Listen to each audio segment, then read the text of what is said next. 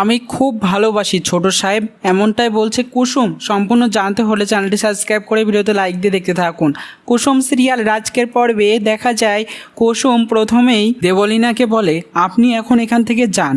একদম সদ্য গ্রামের ভাষায় বলছি, আপনার ভাষায় ওসব ইংরাজি আমি জানি না, তবে আমার ঘুষিটা খেলে না বুঝতে পারবেন। তখন দেবলীনা সেখান থেকে স্টুপিড বলে চলে যায়। কুসুম এদিকে প্রেস মিডিয়ার সবার সামনে বলতে লাগে যে দেবীমা হচ্ছে আমাদের সবার মা, ঈশ্বর, আর তার জন্যই আমরা ছোটোখাটো মানুষ স্বপ্ন দেখতে শুরু করি।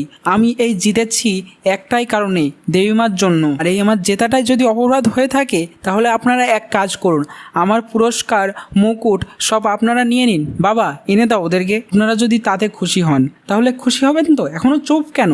উঠে দাঁড়ান, বলুন। পেপারে লিখে দেবেন যে সাধারণ মানুষের জেতার কোনো ইচ্ছা বা ক্ষমতা নেই, তারা জিততে পারে না, তারা ঘুরে দাঁড়াতে পারে না।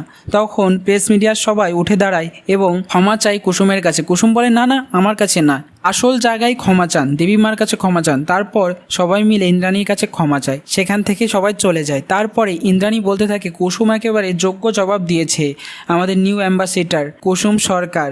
তারপর কুসুম নেশার ঘরে হাসতে থাকে। তখন আয়ুষ্মান তাকে কাঁধে হাত করে নিয়ে চলে যায় ঘরের মধ্যে এবং ঘরে নিয়ে এসে কুসুমকে বলতে থাকে, তুমি মাকে খুব ভালোবাসো তাই না? তখন কুসুম বলে, হ্যাঁ অনেক ভালোবাসি, এতটা অনেক, খুব ভালোবাসি দেবীমাকে। তারপর আয়ুষ্মান চলে যেতে গেলে কুসুমের জন্য লেবুর জল আনার জন্য তখন কুসুম আয়ুষ্মানের হাতটা ধরে চেপে ধরে। তো কেমন লাগলো কমেন্টসে জানিয়ে। এখনই সাবস্ক্রাইব করে নাও আমাদের ইউটিউব চ্যানেল। ধন্যবাদ সবাইকে।